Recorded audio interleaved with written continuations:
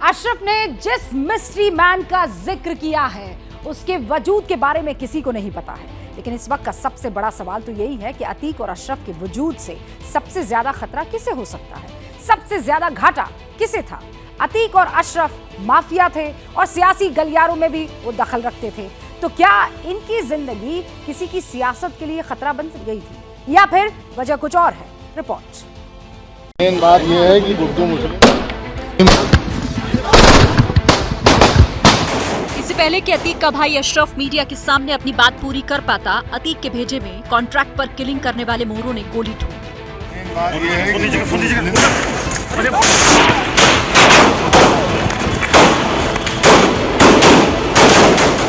पल भर में सब कुछ खत्म हो गया। यही हाल अशरफ का भी हुआ।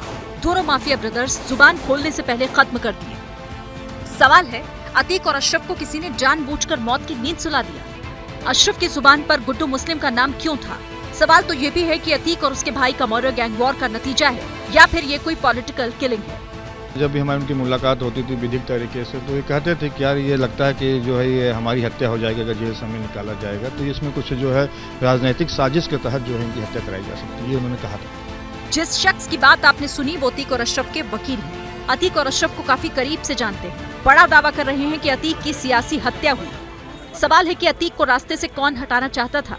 अतीक किसके लिए सरदर्द बन गया था?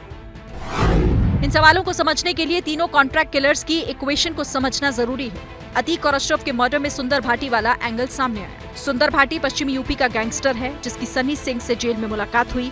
रिपोर्ट्स हैं कि सनी सिंह ने दूसरे किलर्स को इकट्ठा किया और फिर पत्रकार बनकर प्रयागराज पहुंच गए। जब तक अशरफ और अतीक मीडिया से कुछ कह पाते तब तक दोनों का काम तमाम कर दिया।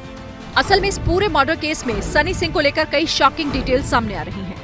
मीडिया रिपोर्ट्स के मुताबिक हमीरपुर जिले में सनी सिंह और लवलेश तिवारी की जान पहचान हुई। अरुण मौर्य को लेकर कहा जा रहा है कि उसके सनी सिंह से पहले ही संबंध थे।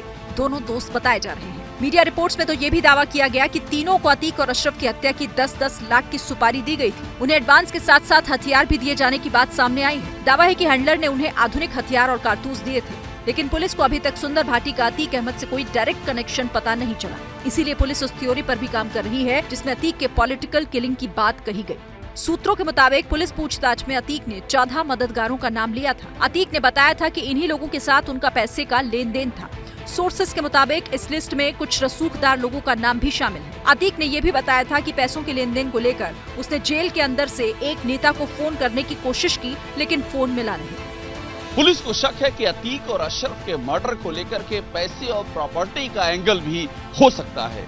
जांच इस लाइन पर भी आगे बढ़ रही है कि कहीं 14 मददगारों में से किसी एक ने अतीक और अशरफ को ठिकाने लगाने का प्लान तो नहीं बनाया था। हो सकता है कि अतीक के किसी कथित मददगार ने ही गैंगस्टर या शूटर की मदद से माफिया को खत्म करने की सुपारी दी हो। जो कुछ हो रहा है ऐसा हिस्ट्री में उत्तर प्रदेश में पहले कभी नहीं कि कभी आपने देखा कि कोई व्यक्ति कचहरी पे पेश होने को आया हो, उसको रात के 10 बजे मेडिकल चेकअप के लिए ले जाया जाए। और इतनी सेंसिटिव मामला था, दोनों व्यक्तियों को हथकड़ी लगी हुई थी। हथकड़ी की डोर किसके हाथ में थी? पुलिस के थी। तो सीधे ये एक कोल्ड ब्लडेड मर्डर है, सुनियोजित तरीके से हत्या की गई है। यूपी समेत देश को हिलाने वाले इस डबल मर्डर केस में हर घंटे के साथ कई नई डिटेल्स सामने आ रही हैं। अब तो तीनों आरोपियों की जेल भी बदल दी गई। मर्डर के तीनों आरोपी नैनी जेल में बंद थे, लेकिन चूंकि वहां अतीक का बेटा भी है, इसीलिए पुलिस ने सिक्योरिटी के लिहाज से तीनों को प्रतापगढ़ की जेल में शिफ्ट कर दिया है। क्या मजबूरी है मेरी, बताइए। मैं अभी आपको बताती हूँ कि मैंने ओए होए होए होए नमकीन के चटकारे लेते हुए टकटकी मार के डिबेट शो को पॉज रिपीट कर करके देख रहे हैं जोगिंदर जी। इनकी तरह आप भी देखें अपनी फेवरेट डिबेट्स को रिपीट कर और डाउनलोड कीजिए एबीपी लाइव ऐप अपने स्मार्ट टीवी पर।